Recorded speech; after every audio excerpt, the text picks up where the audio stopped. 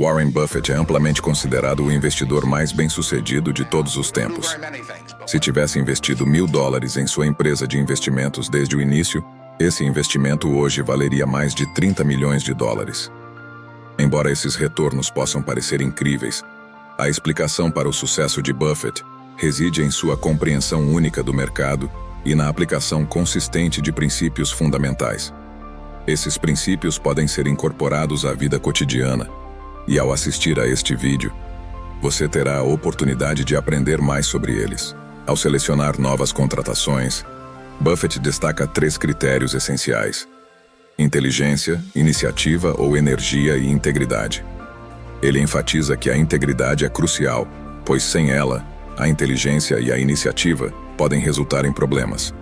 Se alguém carece de integridade, é preferível que também falte inteligência e energia. Buffett observa que os investidores muitas vezes seguem padrões comportamentais humanos previsíveis. Durante mercados em alta, eles ficam entusiasmados e, ao refletir sobre ganhos passados, podem se tornar excessivamente confiantes.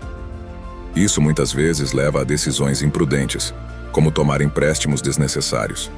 Em contrapartida, em mercados em baixa, o pessimismo prevalece, e os investidores evitam oportunidades mesmo quando os preços estão baixos. O investidor bem-sucedido, segundo Buffett, deve evitar a armadilha de seguir a multidão cegamente. Ele destaca a tendência dos investidores de olhar para trás, ver os ganhos recentes e serem influenciados a investir mais, impulsionando os preços ainda mais. Da mesma forma, quando os ganhos recentes são inexistentes, há uma relutância em investir, mesmo quando as condições são favoráveis. Em suma, a abordagem de Buffett envolve uma compreensão profunda do mercado, a aplicação consistente de princípios sólidos e a necessidade de integridade tanto nos negócios quanto na vida cotidiana. Essas lições são valiosas para qualquer pessoa interessada em estratégias de investimento e tomada de decisões sólidas. Portanto, eles não demonstram preocupação com os acontecimentos no negócio subjacente, o que é surpreendente. No entanto, essa falta de atenção cria uma oportunidade significativa, uma grande oportunidade. Eu fui instruído por Ben Graham a adotar uma abordagem quantitativa ao comprar coisas, procurando por itens que sejam acessíveis. No ano de 1949, ou por volta dessa época, isso deixou uma forte impressão em mim. Assim, comecei a buscar o que eu chamo de bitucas de charuto no mercado de ações. A abordagem das bitucas de charuto para a compra de ações é semelhante a caminhar pela rua em busca de restos de cigarros. Você encontra um charuto horrível, molhado, feio, com algumas tragadas restantes. Mesmo sendo desagradável, você o pega, dá uma tragada desinteressante e o descarta. Afinal, foi de graça, ou seja, barato. Em seguida, continua procurando por outras oportunidades, assim como faria com as tragadas de cigarro. Embora eu tenha seguido essa abordagem por muitos anos, agora reconheço que é um equívoco. Embora seja possível ganhar dinheiro dessa maneira, não é possível obter ganhos substanciais. É muito mais eficaz adquirir negócios excepcionais. Atualmente, minha preferência é comprar um negócio excepcional por um preço justo, em vez de um negócio mediano por um preço excelente. Tenho uma crença sólida de que só devo investir em áreas que entendo. Quando menciono entendimento, não estou me referindo apenas ao conhecimento do produto, mas sim à compreensão de como a economia desse negócio se desenvolverá nos próximos 10 ou 20 anos. Por exemplo, sei de maneira geral que a goma de mascar Wrigley continuará sendo relevante daqui a 10 anos, pois a internet não impactará significativamente a maneira como as pessoas mastigam chiclete. Se um mercado de goma de mascar possui variedades populares, como hortelã dupla, hortelã e frutas suculentas, essas marcas continuarão sendo populares. Essas marcas permanecerão relevantes daqui a 10 anos. Portanto, embora eu não consiga prever com precisão os números, como no caso da Wrigley, mantenho o foco ao avaliar a empresa, pois está dentro do que eu denomino meu círculo de competência. Compreendo suas operações, a dinâmica econômica associada e os fatores competitivos envolvidos no negócio. Os maiores equívocos que cometemos, de longe, são de omissão em vez de ação.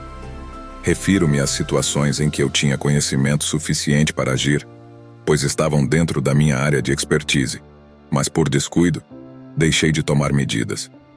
Esses são os erros que causam o maior impacto, apesar de não serem evidentes imediatamente.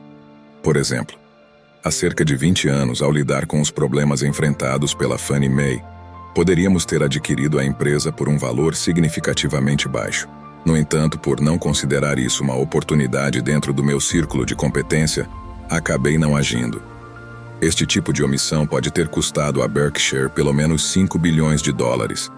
É crucial reconhecer que, embora eu não tenha interesse na Microsoft ou em commodities como grãos de cacau, compreendi o suficiente sobre a Fannie Mae na época e cometi um erro ao não tomar as medidas apropriadas.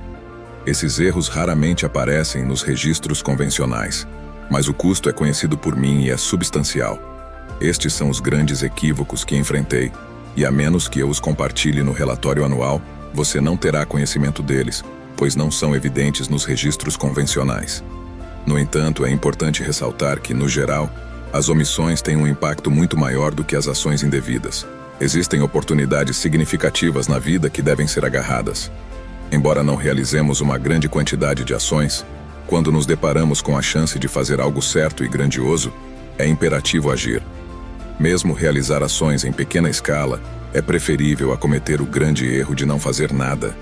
É crucial aproveitar essas oportunidades quando surgem, pois não teremos à disposição centenas delas. Se imaginarmos que, ao sair da escola, tivéssemos um cartão perfurado com apenas 20 furos, e cada decisão financeira significativa que tomássemos fosse registrada, ficaríamos notavelmente ricos. A ideia é que ponderar cuidadosamente cada decisão financeira é essencial para o sucesso. Em termos de nossos negócios de propriedade integral, adotamos uma postura de não vender, independentemente do valor oferecido. Mesmo que alguém nos ofereça 3 vezes o valor de algo que possuímos, decidimos não vender. Essa abordagem pode ser questionada, mas acredito que é a maneira correta de conduzir os negócios. Caso eu fosse o único proprietário da Berkshire, poderia reconsiderar essa postura, mas para mim, viver a vida dessa maneira é mais importante do que qualquer quantia de dinheiro que poderia ser obtida. Tenho todo o dinheiro que poderia precisar, e a quantia que a fundação possui não alteraria minha abordagem. A importância de manter relacionamentos valiosos e não ceder apenas por uma grande oferta financeira é comparada a vender um filho, algo que não farei. Transmito a OS meus parceiros essa firme decisão para que não se sintam tentados a me desapontar com ações que vão contra essa abordagem. Se nos encontrássemos constantemente com recursos limitados e diversas oportunidades surgissem, nossa abordagem poderia ser um pouco diferente. No entanto, nossa propensão não é vender ativos, a menos que haja uma considerável desmotivação, talvez relacionada à gestão, ou se acreditarmos que as características econômicas do negócio estão passando por mudanças substanciais. Em outras palavras, não vendemos simplesmente porque os valores parecem elevados, a menos que haja razões significativas para fazê-lo. Agora, indo para a sua pergunta, encontrar o valor intrínseco de um ativo envolve avaliar qual seria o montante que receberíamos entre agora e o futuro, até o dia do julgamento, se soubéssemos tudo sobre o seu desempenho futuro. Este valor é descontado à taxa de desconto apropriada. Em resumo, o valor intrínseco de uma empresa é determinado pelo potencial de gerar mais dinheiro ao longo do tempo. Investir significa alocar recursos agora na expectativa de obter retornos financeiros mais tarde. Quando olhamos para ações ou títulos, é diferente do governo dos Estados Unidos, onde os pagamentos de juros e o principal estão explicitamente indicados. Para avaliar o valor de uma ação, é necessário analisar os fluxos de caixa associados ao interesse no negócio. Ao contrário dos títulos onde os fluxos de caixa estão claramente estipulados, os analistas precisam interpretar e projetar os fluxos de caixa associados a uma ação. Por fim, ao considerar uma compra, avaliamos cuidadosamente o valor futuro que acreditamos que a máquina de fazer carpetes representará. Essa análise é fundamental para determinar se o investimento vale a pena e se alinha com nossos objetivos de longo prazo.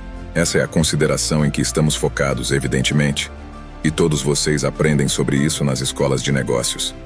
No entanto, o mesmo princípio se aplica a um grande negócio. Se você adquirir a Coca-Cola hoje, a empresa está avaliada em aproximadamente 110 a 115 bilhões de dólares no mercado. A questão fundamental é: se você tivesse essa quantia, talvez não estivesse me ouvindo agora, mas eu estaria ouvindo você incidentalmente. O ponto crucial é: Você investiria essa quantia hoje para receber o que a empresa Coca-Cola entregará nos próximos 200 ou 300 anos? A taxa de desconto torna-se menos relevante à medida que avançamos, mas o cerne da questão é quanto retorno financeiro a empresa proporcionará. Isso não se resume a analistas recomendando ou ao volume de ações. Trata-se de compreender o valor contínuo que a empresa oferecerá ao longo do tempo. A essência reside na quantidade de dinheiro que você receberá. Essa é a única razão pela qual o processo é válido, quer você esteja adquirindo uma fazenda, um edifício de apartamentos ou qualquer ativo financeiro, incluindo petróleo no solo. A ideia é gastar dinheiro no presente para obter retornos financeiros futuros. A questão crucial é: qual será o montante recebido, quando será obtido e qual é o nível de certeza associado a esses retornos? Ao calcular o valor intrínseco de um negócio, especialmente quando adquirimos empresas, a abordagem é sempre considerar que estamos comprando o negócio como um todo.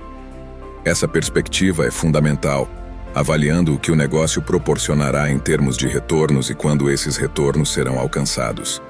O foco principal é entender como a empresa usará os ganhos para obter retornos mais altos no futuro. Na Berkshire, por exemplo, mesmo que nunca tenhamos distribuído lucros a AOS acionistas, a capacidade de distribuição aumenta à medida que o valor dos negócios que possuímos cresce. A verdadeira questão surge quando se considera vender a Berkshire por, digamos, 105 bilhões de dólares ou mais. Nesse caso, a pergunta crucial é: quanto dinheiro podemos distribuir a AOS acionistas agora? Essa é uma consideração sensata, especialmente nas condições atuais de taxas de juros. Se você não consegue responder a essa pergunta, não deveria adquirir as ações. Você pode especular sobre as ações, mas a decisão de compra deve ser baseada na capacidade da empresa de proporcionar retornos financeiros consistentes. Essa é a linha de raciocínio que aplico, especialmente quando lidamos com empresas de internet e outros setores em que não posso responder a essa pergunta fundamental. Em tais casos, prefiro manter distância,